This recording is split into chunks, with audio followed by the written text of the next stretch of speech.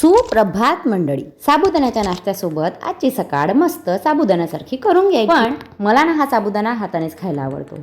आणि इकडे जरा लक्ष दिलं तर या खुर्चीच्या कार्टूनसोबत माझे हे बच्चे ना कार्टूनगिरी करत होते. आणि बाहेर जरा लक्ष दिलं तर माझी मम्मी इकडे ओझे उचलताना दिसली. म्हणजे या टेबलची गरज ॲक्च्युली तर मला आहे आणि मीच तिला काढायला लावलं. पण माझी मम्मी इकडे बरोबर आपले कामं करून देऊन राहिली नाही. म्हणजे माझ्यासाठी सोपं झालंय सगळं.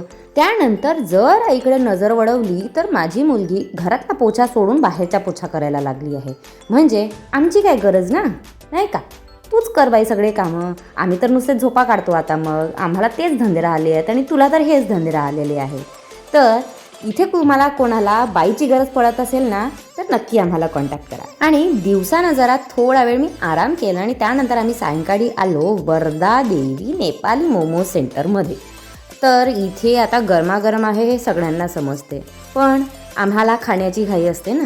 तोंडाला लासूर किंवा भाजो हे आमचं प्रॉब्लेम आहे. आणि टनाटण भरलेलं पोट घेऊन आम्ही आलो सारडा ब्रदर्समध्ये. तिथून काही छोट्या मोठ्या वस्तू घेतल्या आणि त्यानंतर तेच टनाटण भरलेलं पोट घेऊन या कार्टीला माझ्या गोदीमध्ये पकडून आम्ही निघालोय पदयात्रेला. आता पदयात्रा का? कारण इथे या वेळेला गाड्या आणणं म्हणजे ट्रॅफिकला आमंत्रण देणं व्हे. म्हणून कशाला गाडी आणून आपल्याच गाडीचं इथे नुकसान करायचं आणि आपणच दोन लोकांच्या शिवा खायच्या.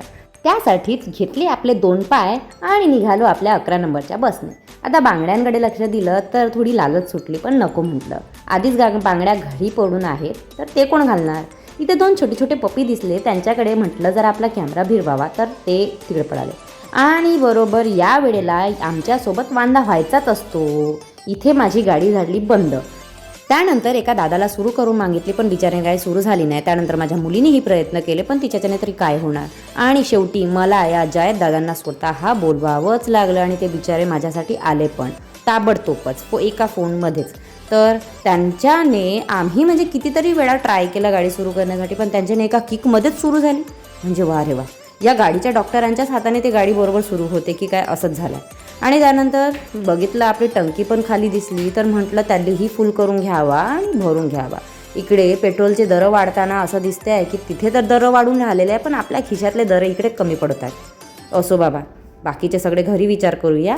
चला तर मग उद्या भेटू. Good night.